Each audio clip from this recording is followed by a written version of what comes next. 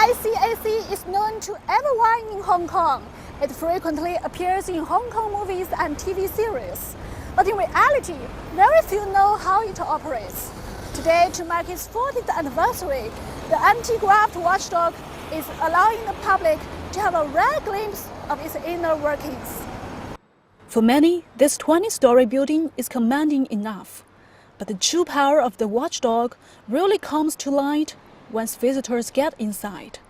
It's no doubt a valuable experience for them, and people are eager to gain a lot from this tour.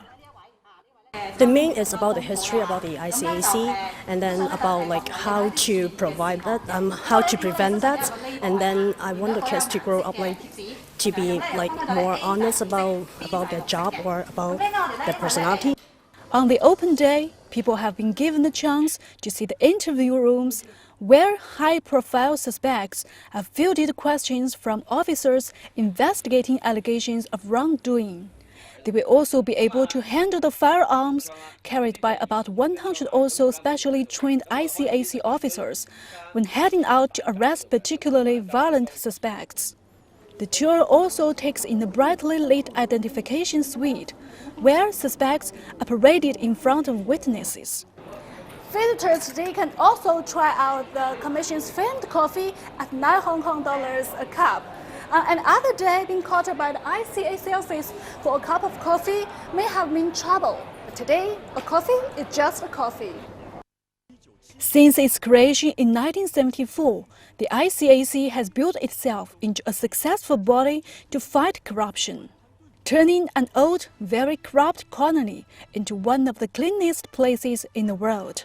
According to Transparency International's latest Corruption Perceptions Index, Hong Kong is ranked 14 among 176 countries and regions, ahead of the US and the UK.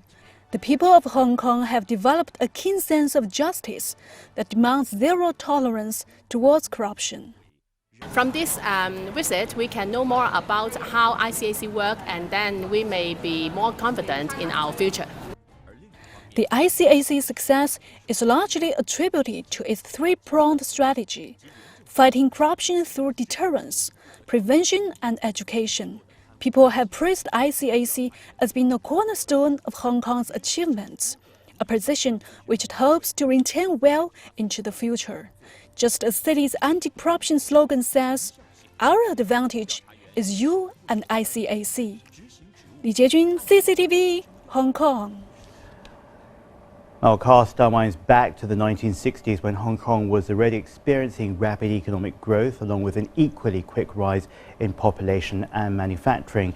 And against this backdrop, the city's government kept civil service salaries low, which led to many officials taking advantage of their positions to supplement their meagre wages.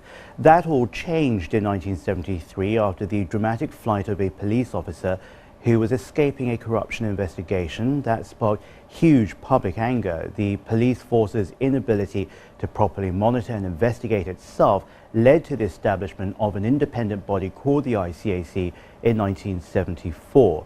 The officer that triggered the body was Peter Fitzroy Godber, a senior police officer who amassed more than 4 million Hong Kong dollars in overseas and local bank accounts and later fled to London to evade prosecution.